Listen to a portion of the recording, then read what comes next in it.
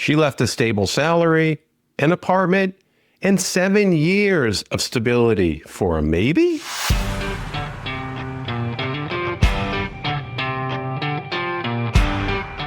Hi, everyone. I'm Raymond Lee, the host of Clocking Out. Today's guest is Vanessa Luca. Vanessa's journey is pretty remarkable as she illustrates that career changes are possible at any age. Vanessa started her career working in retail management before making a bold pivot to pursue her true passion, which was journalism.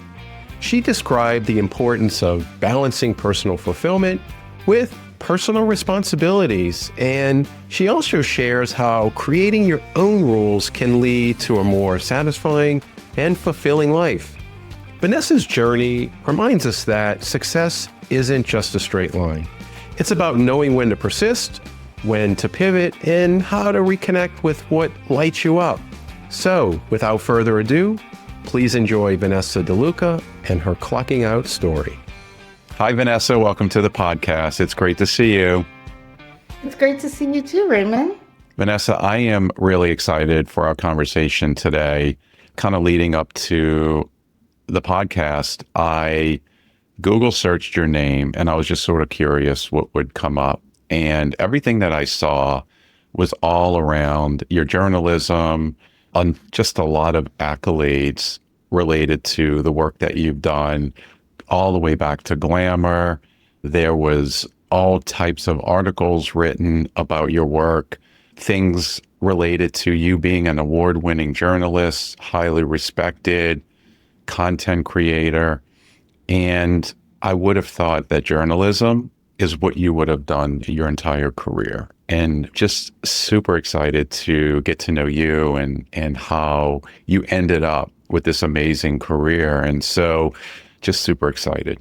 Yeah, I'm thank you so much for having me on. I love sharing just my journey because I think a lot of people think that when they're in one career, they can't change to something else, or it may feel like it's too late. And I've changed so many times that I want to give people, reassurance that it's totally cool. Yeah, absolutely. So what I'd love to do is start with the origin story. Tell us, where did you grow up? Where are you from?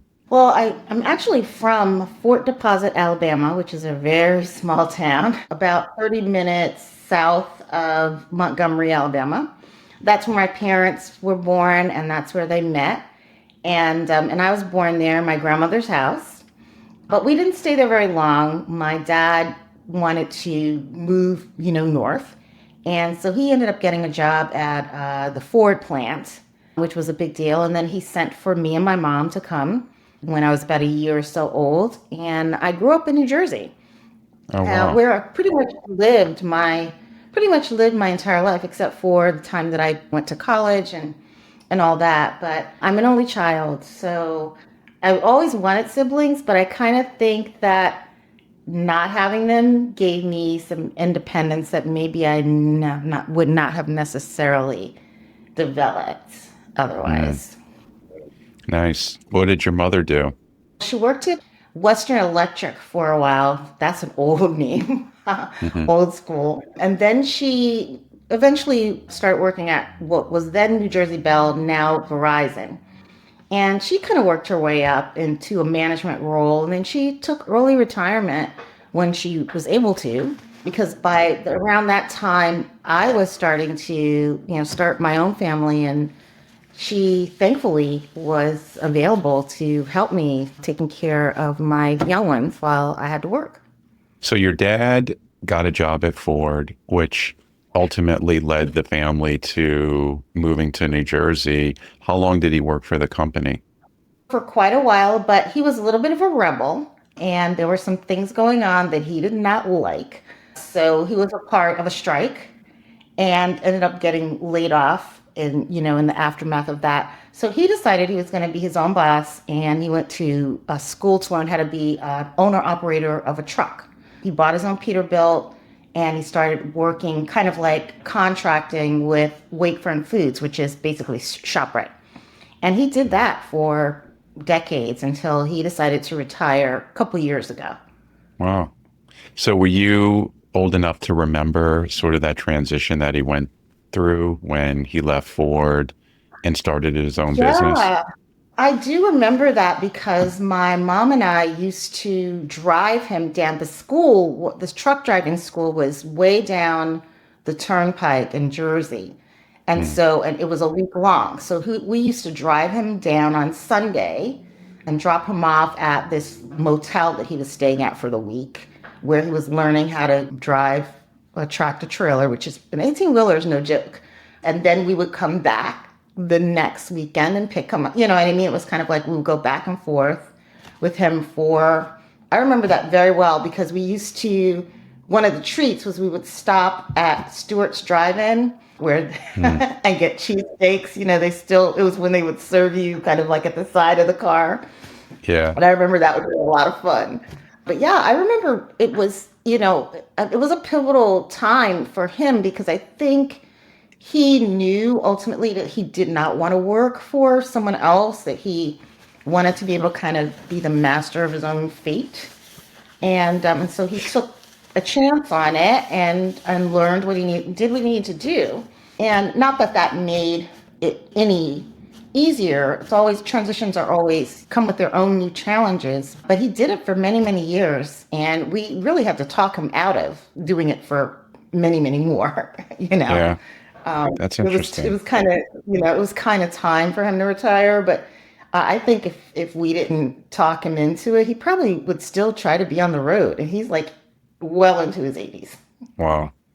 Well, I would imagine, Vanessa, that you seeing him as a young girl decide that working at the Ford plant and having to sort of deal with that corporate infrastructure and being part of the union just created a lot of stress for him, I would imagine. And the fact that he decided to choose a different career, I would imagine for you as a young girl growing up, seeing him make that decision must have played into your career path later. At the time, I guess it didn't, I didn't know how to make sense of it the way that I do now. But Mm, I think it definitely gave me the idea that you don't have to stay in one place. If it's not mm, working for you, you can pivot. And that's been reassuring. But the other side of that, though, is that my mom, who worked for Verizon, was really like very long term, like believed in, you stick with one company, you stay until you retire, you get the gold watch, the whole thing. So I really had both sides of that in my head as I was trying to figure out what my own career journey and path was going to be. mm. Yeah, that's interesting. I could see that sort of balance between the two of them, that entrepreneurial mind, but then also, once you really identify what career you ultimately are going to choose, that sort of becomes your identity and the path that you pursue and really investing in that. So I'm curious, as a young girl, what did you want to be when you grew up? I really didn't know. I always enjoyed creating something. Like my mom and I used to make little, like cut out pictures of in magazines and create little books. And I would write little books. And my mom was an English major, and so I was always surrounded by books. Mm, And I loved the written word, and I had an appreciation for storytelling. So the tension, though, there was, well, how are you going to make money at that, right? So when I decided to go to college, at first, my first declaration, my major was economics because I still felt that pressure of, oh, I got to pick something that's practical, right? mm, But in the back of my head, I knew that that ultimately wasn't going to work for me. And I ended up deciding to switch over and become an English lit major, which trying to explain that to my parents was not fun. But at the same time, I just knew that I wanted to ultimately be some kind of a storyteller. mm, And I just had to kind of figure out how I could do that.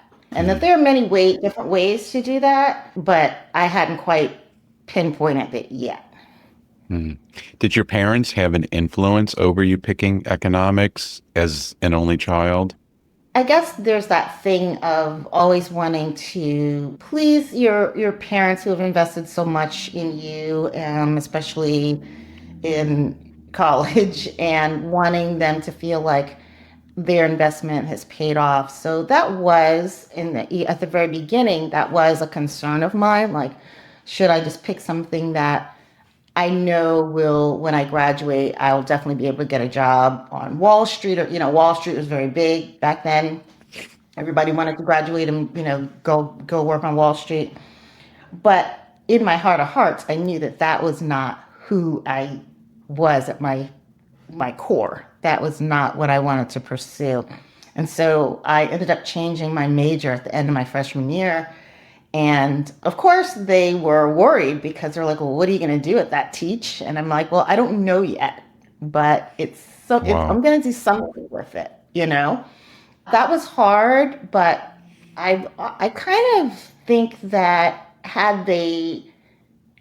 they kind of raised me in a way to challenge even their own beliefs about what life should and should not be, even Hmm. if it was subliminal, even if they didn't really state it.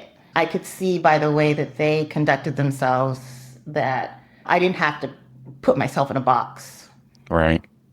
That is so interesting, though, Vanessa, how in general, when your parents are funding your tuition and you're in high school and you're doing all the things, you're traveling to different schools, you're thinking about different degrees, and the fact that your parents, for the most part, they have some contribution to the education. Sometimes kids get student loans, so there's certainly that component. But there's this pressure that you want to pick a degree that your parents support. You don't want to go rogue and pick something. And so you chose a degree that you sort of knew that they were going to be comfortable with, which was economics. But then ultimately you're like, no, this is not what I want to do. And you change it. And then there's this tension around, are you sure? What are you going to do? And I feel like the best plans are the ones where you don't necessarily know what the outcome's going to be. You just know at the time that this is what I am called to do. And you sort of have Yes. to just trust that things will work out. And the fact that you had that mindset at such a young age is pretty cool, because a lot of kids just go through, they'll get that economics degree, they'll start a job, and then be like, why did I do that? Well, yeah. I mean, the thing is, and then of course, when you're in college, you have roommates and you see their choices and you get to understand why they've made choices that they've made. Do they really want to be pre-law or pre-doctoral or whatever? Or Mm, is this just some dream that somebody else came up for them? And I never wanted to be that person where at the end of the day, I felt like I was dragging myself into a role that I just knew didn't fit for me. I thought that I was smart enough and savvy enough to create an opportunities for myself. And that's what I went with. And they just had to trust me, and thank God that they did. They could have just yanked the whole carpet out from under me, but that was not something that I think that they really wanted to do. I think they kind of quietly wanted me to figure it out, which they've kind of done throughout my entire life. It's like, I'm not going to give you the ultimate answer. Like, you figure it out. yeah. And Well, that's a skill set, a life skill that, you have to, you can't just, you don't get it from a book. right. Well, it sounds like they were also wired to pursue their own career fulfillment. Your dad certainly did it. Your mom made some various career changes before ending at Verizon. And so they had to practice what they preached, so to speak, and what they were living by. So what did you ultimately do? You graduated with English. Tell me about your first job. So my first job actually was writing, but it was in PR. I was a public relations assistant for Hilton International Hotels. And basically that just meant I wrote press releases every day, all day, for the various hotels that were under the Hilton International umbrella. And that was fine. It was a nice perk was that we got to travel to some of these places, being part of the Hilton family. Mhm. You could go for a pretty nice stay for a pretty nice price, which I enjoyed very much.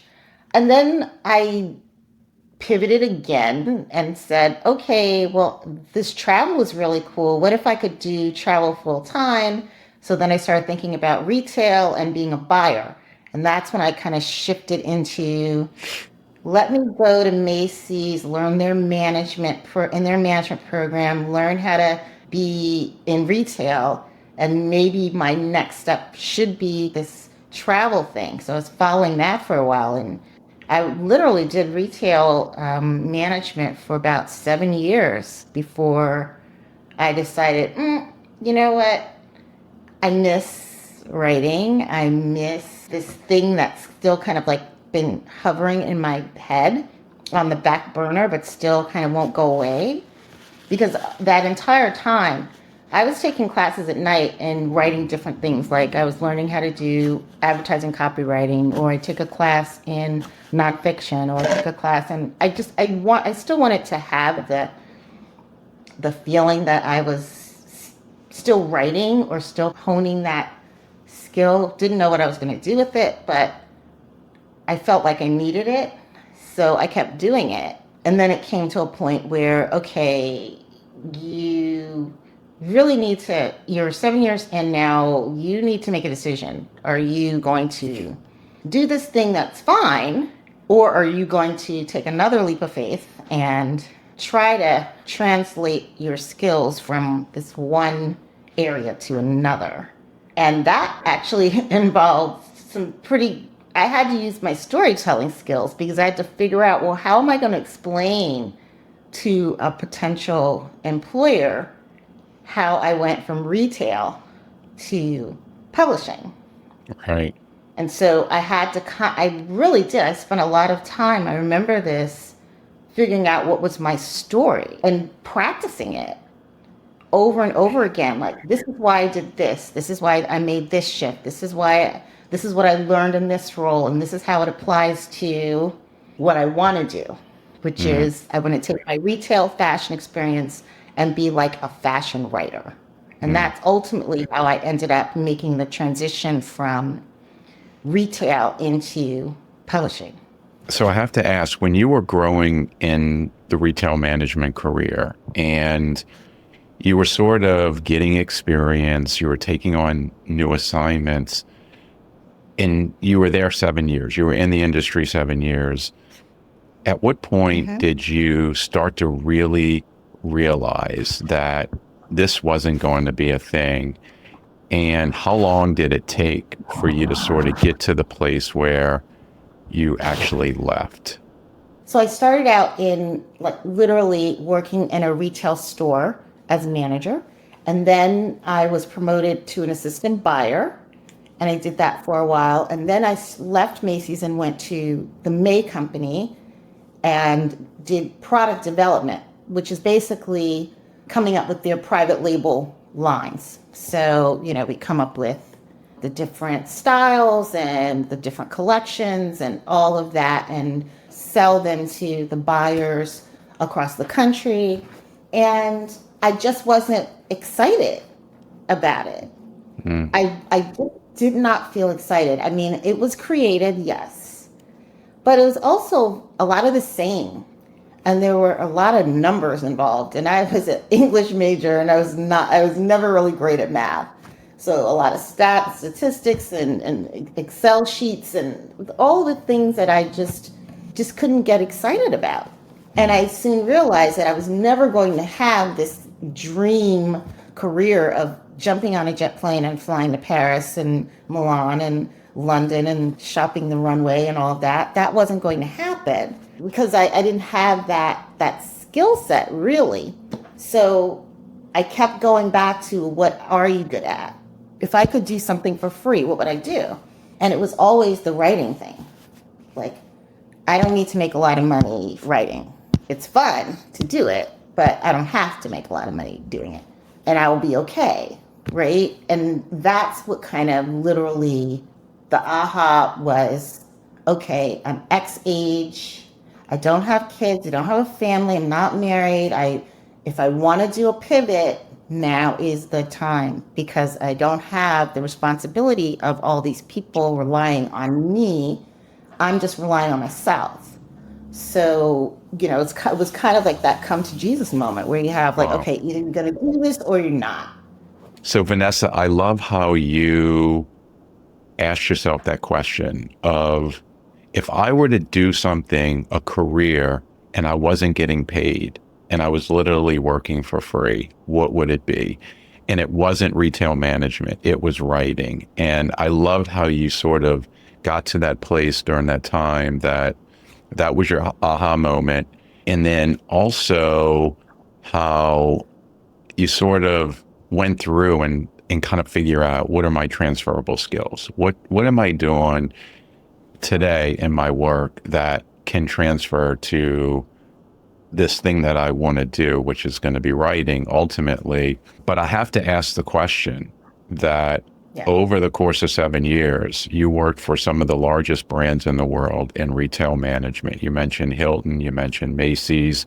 You're close to that decade mark. And I would imagine that your salary has been growing. And the idea of pivoting from an industry where you've now spent 7 years, where your salary is a lot higher, and then the idea of pivoting to working for free essentially had to be somewhat stressful. And I just wonder, how did you handle that transition and what did that look like? I was sure of my ability to do the work because I had been writing, taking all those classes at night and still writing and still getting lots of encouragement from my teachers and that. So I felt like, you know what, my writing is good. And then I also knew that I knew how to write in a way that could sell, because part of being a product development person in retail is you really have to be able to describe what you're selling in a way that makes it very, desirable, and like everybody wants to own it. So I figured, I can lean into that. What I wasn't sure about was, do I have enough contacts? Like, do I know enough people in this other industry to make the transition? And that was the one thing that I knew I did not have. I had not developed a whole network of people. So to kind of help with that, I did some research and I found out that NYU has this summer publishing institute where you learn about book and magazine publishing. And the people who are teaching it are people who work in the industry. And they would have guest speakers come in. Like, I remember us having editor-in-chiefs of Good Housekeeping and Vanity Fair and all these big name publications. They would come in and they would be guest speakers. And afterwards, you could get to talk to them and find out if they were, hiring or whatever. The whole thing was, okay, did these 8 weeks of a program, and then at the end of it, there was a job fair. I was like, perfect. So the entire time, as I'm going through the course, I'm thinking, oh, let me take these opportunities to meet folks, put my resume in front of them, tell them what I'm interested in. Because I had the fashion background, I just kept telling people I wanted to be a fashion writer. And that was going to be my foot in the door. And it actually worked out that way. If you had asked me when I was first going into college, just out of high school, would I have had that thought process? Probably not. But because I had been working for so long and I kind of understood how the work world works, and that it's about relationships and building relationships and knowing people and helping them to get to know you, that I needed kind of like that extra kind of help. I don't come from a family that has like lots of money and big connections and this and that. So, it's kind of like you have to use what you got. Mm-hmm. So I think that was the game changer for me, because I figured if I can just meet some people, I have my story, I can tell my story, I can sell my story. Like, I can sell myself and make my way into a job. And it ended up that I met somebody from Condé Nast at the job fair. And that's how I got my first job in publishing, which was as an editorial assistant at Glamour. I must have interviewed there maybe, I don't know, 5 times because they could not believe that I had all this work experiences and I wanted to start from the bottom again. So it took a lot of convincing. Well, you certainly did the work. You identified some gaps that you had to fill, which was building out a network. You were in this career of retail management for over 7 years. You knew you had writing transferable skills in terms of your skill set, but you needed to create a network and really start to hone your message of what you ultimately wanted to do. And I love how you put yourself out there. You went to this program, you went to see speakers, you brought your resume, you had networking conversations, and you started to cultivate a network that ultimately would lead to you making the pivot, starting in this new role at Glamour. And you said you worked from the ground up. Was it a big pay cut? And how did you take care of yourself? Yeah, the pay cut was pretty steep because publishing doesn't pay as well as, a retail business does. So once I got a sense of what the salaries were going to be, I knew I couldn't keep my own place. So that's when I had the conversation with my parents about, well, for this, I'm starting over. I'd really like to move back in with you guys for a while until I get ahead and can build my salary back up again. And of course, they had some concerns because I had spent all this time building this career. And they're like, okay, first of all, you threw us a ringer with the English lit major. Now you're throwing us a whole, with a career change. Like, what are you doing? You've lost your mind, Vanessa. Like, are you sure this is what you want to do? And for some reason, I just felt like, okay, if I don't do this now, I'm going to regret it. I'm going to regret it for the rest of my life. There are just some times in your life when you just know, if I don't do this right now, even if it doesn't work out, at least I tried. Yeah. But as it turns out, I clicked with one of the editors at Glamour. She coincidentally was also a career changer. She had done some, she was an artist, but then decided to go into publishing, kind of like to pay the bills so that she could pursue her, her passion on the side. So she kind of understood. And because I was a little bit older, she kind of understood where I was coming from. And we connected, and she decided to give me the job. Wow. And it was funny because she was notorious for giving art assistants a really hard time.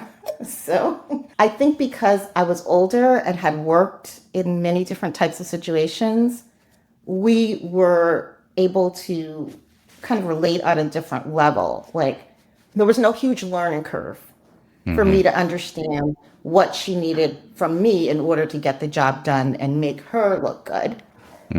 And in return, she was willing to give me a chance to show what I could do. And she gave me a column that I could work on. And I started writing fashion questions and answers. That was my first column in Glamour magazine. And that was huge for me because I got a byline and all these things. And so that alone was worth it to me. Like, okay, I took this huge gamble, but like, look, already you're doing something that excites you and it's different every day.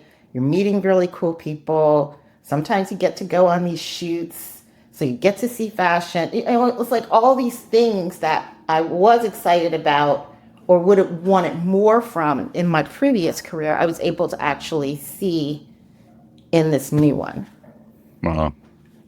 That's fantastic. I love that story. I love how the two parts that I just keep going back to is your parents' support is number one. They believed in you. You presented them with this opportunity. You moved back home with your parents. How old were you when you did that? Oh, I think I was in my late 20s. Hmm. Yeah. Yeah. I was going to guess late 20s, having worked in retail management for almost a decade now. I was going to think that you were now in your late 20s, close to 30. And that's not easy. You know, Mhm. that's enough separation where you now have your own identity. You have your own sort of habits and ways that you like to keep the house, and they do as well. So I'm sure that there were some uncomfortable moments there, but they supported you and they Yes, they allowed did. you to really lean into this desire and this dream that you have to be a journalist and to ultimately be a writer. And I think that also I felt like I had something to prove to them. That was a little bit of a motivation too, just like not just to myself, but to Mhm. prove to them that I could do this. You guys are taking a chance on me by letting me come back and, and stay with you for a time. But I did feel somewhat motivated by the fact that, I'm going to show them that I can do this, that Yeah. this is not a pipe dream. This is going to be reality. Hmm. And sometimes you need that as well. Like it's not enough for you just have that kind of fire for yourself, but sometimes you need to have that other outside motivation that's kind of like, yeah, I'll show them, you Yeah. know. So how long did you live with them?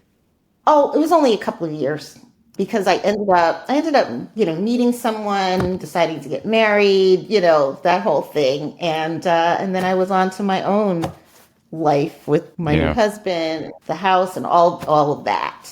Hmm. But I continued to, even after I got married, I decided I wanted to go back to school to get my master's in journalism. So I did that. Like not long after I got married, I took 9 months to go to Columbia's J School program because I just felt like because I didn't come from journalism, I wanted to have like another credential to show that I could really write about anything. I did that too, and then and that's how I ended up getting, again, meeting more people who work in the industry because everybody who taught at Columbia then had other jobs in, at Time Inc. And that's how I ended up getting my next job in publishing, which was as a staff writer at Life magazine. I was at Wow. Glamour for 3 years, and then I went to graduate school, and then I went to Life magazine, and I was there for a couple of years before I left there, and then went to Essence. Wow. Well, it sounds like once you landed the job at Glamour at this entry level position, it sounds like you did all the things that you needed to do to grow your career, and it sort of was building blocks. You went back to school, Absolutely. you got some experience, and then you sort of pivoted and navigated your way through the publishing world. And Hmm. I wonder, thinking back, what were the challenges that you had to overcome that you feel like are life lessons? I had to overcome the idea that I could write about anything. Because there's something that happens when you kind of start out in a niche, writing in a niche, which I started out writing about fashion and beauty. And then people think, well, okay, well, that's all that you can do. Mhm. And so I started to get into this, feel like I was getting into a rut. And so, first of all, it was kind of like convincing myself, yeah, you can do that. And I think part of going back to school was to kind of help support, like build up my own confidence that I could do that. And then once I got out, then you still are facing like a job pool where there are colleagues who have more experience than you or have had very different experiences from you. They're career journalists. You're like a career changer journalist. And there's always that kind of like are you really legit, kind of. There's a constant pressure to prove yourself, right? And so I struggled with that a lot in the beginning after working at Glamour for a while, going back to school, and then stepping into other roles. Just that feeling of, I know I can do this, but I know I'm going to have to convince other people that I can do it. And what's the best way to do that? It's the work. Well, I appreciate you sharing your challenges and sort of being vulnerable, because whether you're in a new career or in your case, you're changing careers and you're going into a new field, in your particular case, to some extent, you have this sort of identity that started to take shape in retail management. And then now you're pivoting sort of mid-career, early mid-career, and going into a new field. And I can appreciate how there's this need and this feeling that you have to prove yourself beyond the people that you're working with. And so whether you're staying in one area of journalism or you're sort of navigating into different companies and magazines that, require you to sort of continue to develop your skills, it's uncomfortable. It's so uncomfortable. And it would be easy to sort of just become complacent and sort of have that fixed mindset where you're like, this is who I am, and I've gotten to where I am going to be. But you always, just based on what you're sharing, you sort of always leaned into this kind of uncomfortable place and look for ways to continue to challenge yourself. And I think that's pretty inspiring for someone who's in a place today where they're thinking about making a change into a completely different field and have this uncomfortable feeling. That challenge that you shared is real and it's very relatable. So Vanessa, what are you up to today? You've sort of went through this entire career. What are you up to today?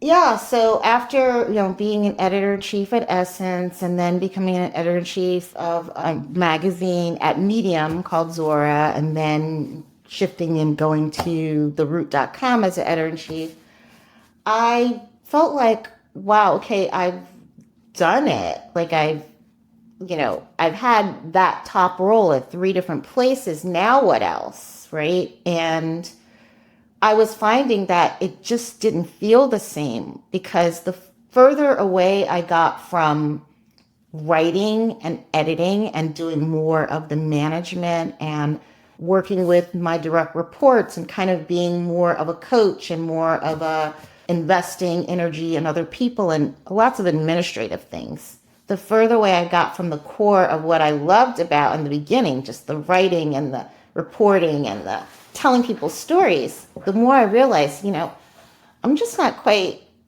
satisfied. Like, you get to a point where you're just like, okay, how do I get here? And it starts to become so much more of a focus on the business of the work that you're doing and not so much about the enjoyment of the work. So I really had to have a hard, tough conversation with myself. Like, do you want to keep and let's be honest, in an industry that has swiftly changed, like by the nanosecond. Publishing is not what it was when I started in print publishing.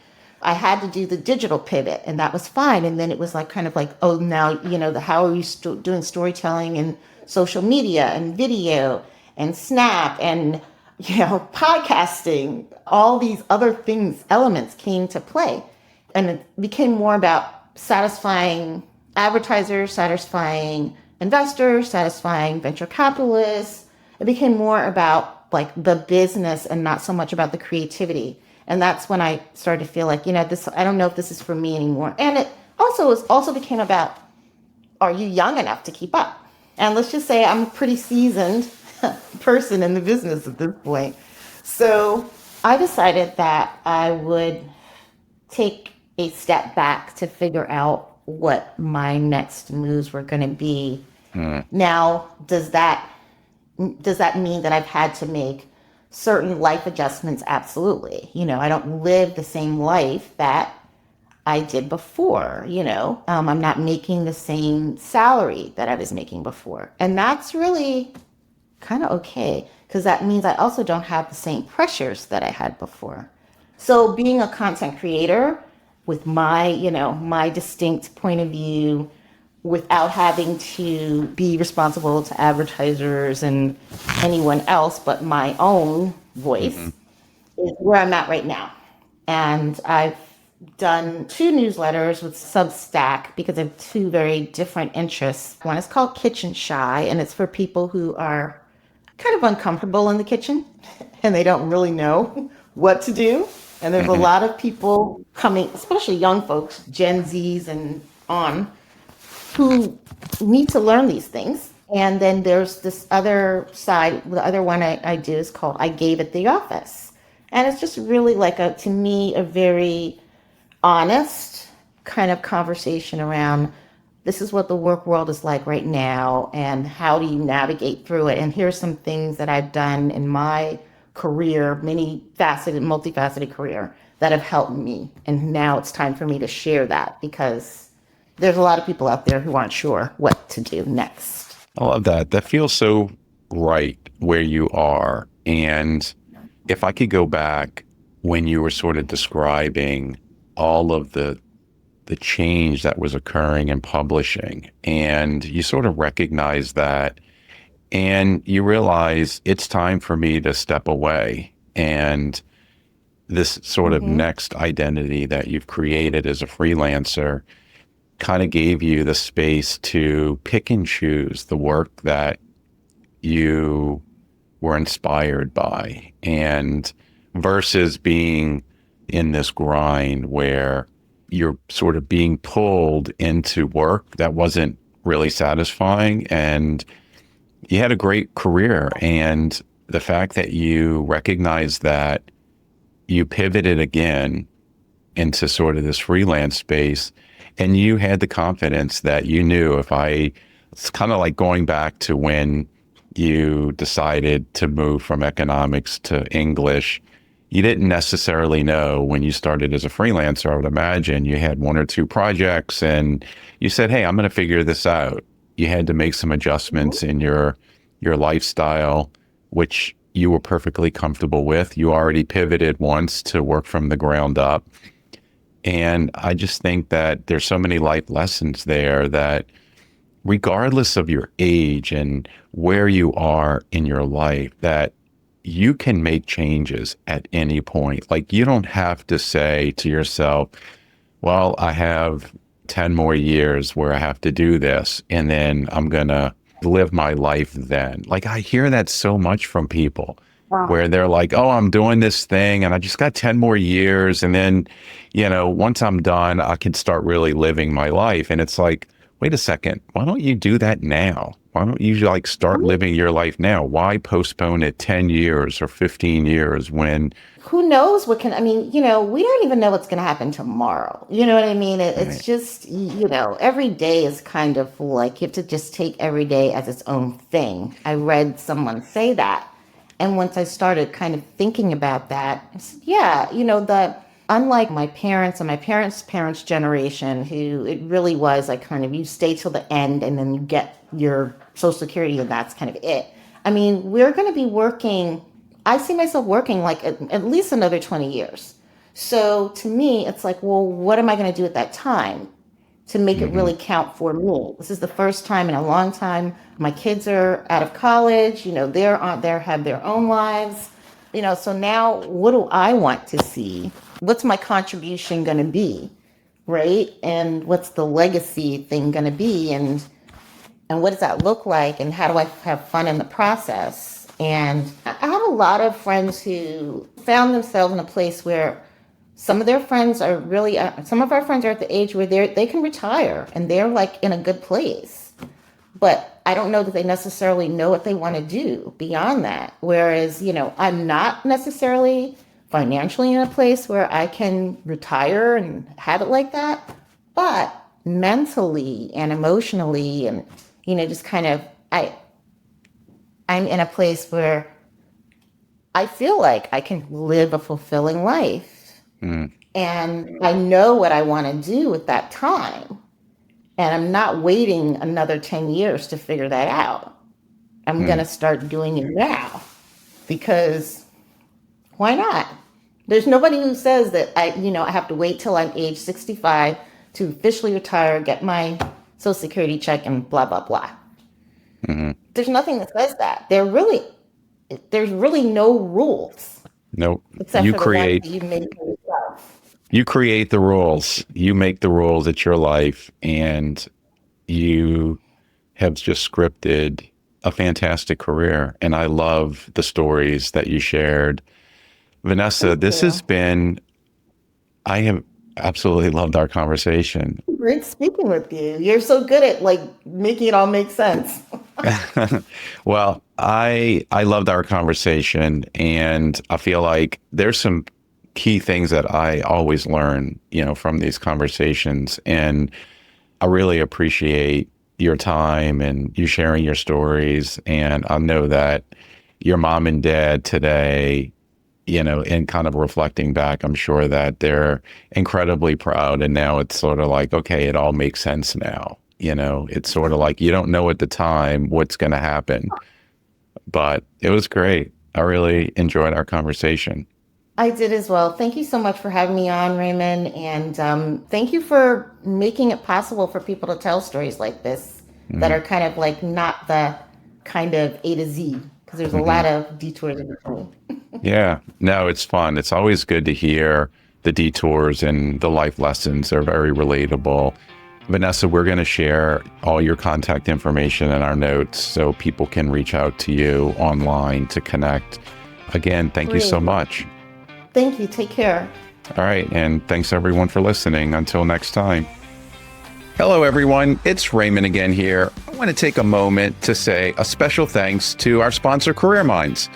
They're a global provider of career transition and career development solutions. And if you'd like to hear more on Clocking Out, we'd love for you to take a second and click follow of your favorite podcast app. And while you're there, leave us a rating or review. It really helps new listeners find the show. You can also watch the full episode on YouTube. Just search Clocking Out with Raymond Lee and hit subscribe. And if you're listening on Spotify, don't forget to check out our episode polls or just drop us a comment. We'd love to hear your thoughts.